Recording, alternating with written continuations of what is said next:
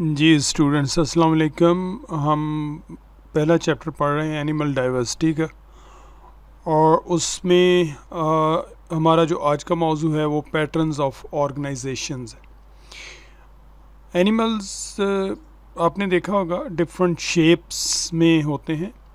कुछ राउंड आपको नज़र आते हैं, कुछ इलोंगेटेड नज़र आते हैं, कुछ बेतरतीब भी नज़र आते हैं। इसी तरीके से आप उनके अगर ऑर्गन्स को देखें तो उसमें भी sometime different type of symmetry होती है। बाज़ ऑर्गन जो हैं वो एक दायरे में या एक सर्कल में अरेंज होते हैं। बाज़ ऐसा होता है कि पेयर की फॉर्म में होते हैं। बाज़ सिंगल ऑर्गन है। तो ये डिफरेंट टाइप ऑफ, इसको हम कहते हैं सिमेट्री। सिमेट्री का मतलब ये होता है कि चीज़ें अरेंज किस तरह से हैं बॉडी के ऊपर, तो किस तरह से बैलेंस कैसे होती हैं चीज़ें बॉडी में। तो डिफरेंट एनिमल्स में डिफरेंट है, और यही हमारा आज का मौजू है। Series of evolutionary changes takes place. This can be seen in the body plans in the animal kingdom and the protists. जितनी भी एवोल्यूशनरी चेंजेस हैं जो एनिमल्स के अंदर होती हैं, तो वो किसी न किसी जो एनवायरमेंटल प्रेशर है उसके अंडर हो रही होती हैं मॉडिफिकेशंस, या वो सिलेक्ट हो रही होती हैं, जो म्यूटेशंस हो रही होती हैं। तो जिस जिस तरह से एनवायरनमेंट के अंदर कोई चेंज आती है, उसी तरीके से हमें नए से नए ऑर्गन और नई से नई बॉडी शेप्स नज़र आती हैं। Evolutionary changes do not always mean progress and increased complexity. Evolution also cause degeneration. Sometime एक organ है उसकी ज़रूरत ही बाकी नहीं रही, तो definitely वो organ जो है वो degenerate हो जाता है, ख़त्म हो जाता है. It also produces useless structures. During evolution कुछ ऐसी structures produce हो जाती हैं जिनका कोई मकसद नहीं होता। वक्ती तौर पे एक साइड पे प्रेशर चल रहा होता है, लेकिन जैसे वो ख़त्म होता है तो उस स्ट्रक्चर की कोई बनने की कोई वजह नज़र नहीं आती। Evolution often produces dead ends, जहाँ से ज़रूरी नहीं है कि ए से बी बन रहा है, बी से सी, सी से डी। तो ये डेड एंड का मतलब ये कि ख़ास जगह पे जाके एक ऑर्गन डेवलप होता है, वो वहाँ से रुक जाता है और नई तरफ को एवोल्यूशन का प्रोसेस जो है वो शुरू हो जाता है। The path of evolution in animals is very difficult, and the evolutionary path does not show evolutionary sequence. कोई ख़ास पैटर्न, कोई ख़ास रूल, कोई ख़ास लाइन, कोई ख़ास डायरेक्शन हम एवोल्यूशनरी प्रोसेस में जो है वो ड्रा नहीं कर सकते। सिमेट्री क्या है? The arrangement of parts of an animal around a point और an axis is called symmetry. उसको हम सिमेट्री कहते हैं। There is diverse organizations in the bodies of animals. However, certain patterns of organizations are present within this diversity. Organisation body की, body जैसे हमने पहले कहा इलोंगेट भी हो सकती है, राउंड भी हो सकती है, फ्लैट भी हो सकती है, और एसिमेट्रिकल भी हो सकती है। तो उसमें जो ऑर्गन की डिवीजन है वो सिमेट्री की टाइप को डिसाइड करेगी, डिटरमिन करेगी। The concept of symmetry is fundamental for understanding animal organisation. Animal की जो वर्किंग है और जिस तरह से वो चलता है और जिस तरह से वो अपनी लाइफ गुजारता है, ये उसकी सिमेट्री में बहुत ज़्यादा डिपेंड करता है। Symmetry first one is the asymmetrical animals. There are some animals which are having no specific pattern of organization or the distribution of the organs in the body. So the absence of central point or the axis around which the body parts are equally distributed is called asymmetry. For example, sponges. Sponges को अगर आप देखें symmetrical है, कोई organ नहीं है, किसी तरतीब से नहीं है, बस it's an aggregation of cells just.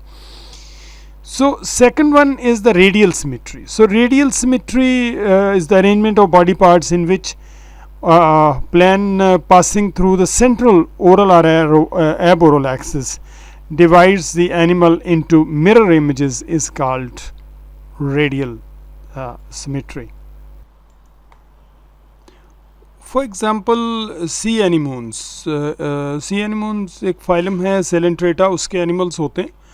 तो सी एनिमोन्स में अगर आप देखें तो राउंड हैं और उसके जो ऑर्गन्स हैं वो तकरीबन जैसे किसी दायरे के अंदर अरेंजमेंट है, ऐसे होते हैं। Sea animals can move slowly and it is most sedentary animals, एक जगह ज़्यादातर रहता है, इसको हम साकन कहते हैं।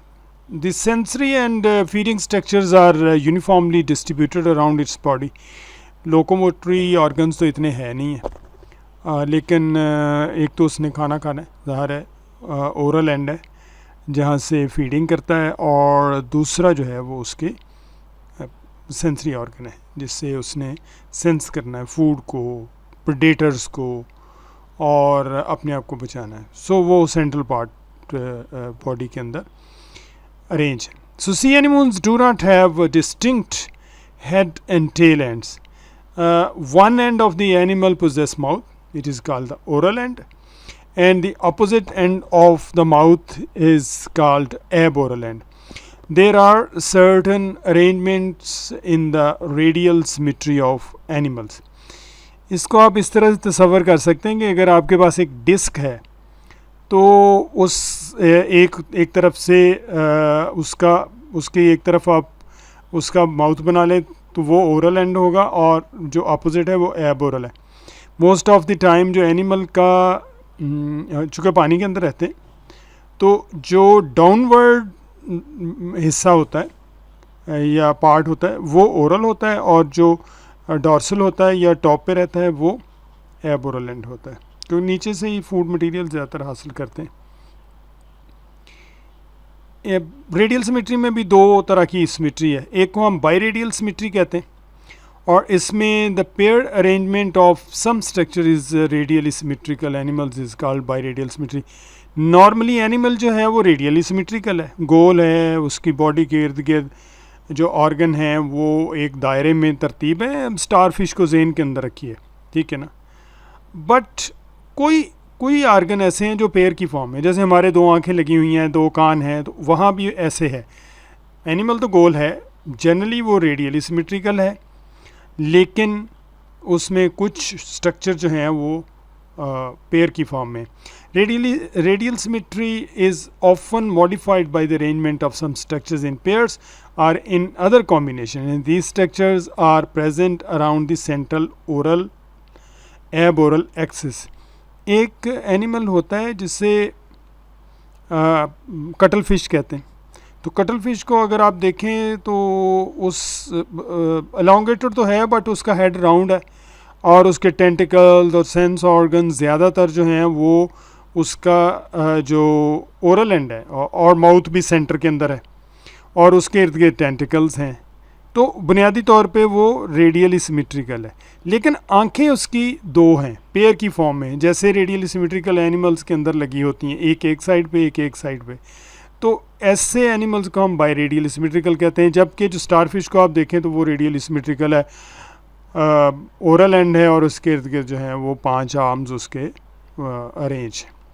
पेंटा रेडियल सिमेट्री, जो अभी हमने कहा है कि अगर जो ऑर्गन है वो 5 की फॉर्म में हो, the arrangement of structures in 5 around the radial animal is called penta radial. जहन के अंदर आपने स्टार फिश को रखना है, ठीक है, उन्हें हम क्या कहते हैं, penta radial symmetry. So the sensory, feeding and locomotory structure are not simple in radially symmetrical animal, but they are not comparable to the complex sensory, locomotory and feeding structures in many other animals. The evolution of such complex structures in radially symmetrical animals require repeated distribution of specialized structures around the animal. वो tentacles हों, sometime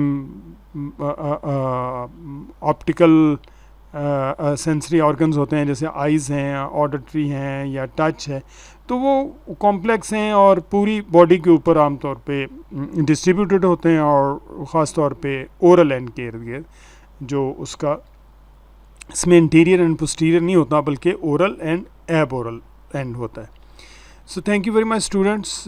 next lecture में हम radial symmetry, bilateral symmetry देखेंगे, और इसको हम थोड़ा discuss करेंगे, शॉर्ट में रखेंगे ताकि आप इसको, आप रेडियल सिमेट्री को पढ़िए, देखिए, इसकी एग्जांपल्स को देखिए, और नेक्स्ट जो का लेक्चर है उसमें हम बायलैटरल सिमेट्री को डिस्कस करेंगे।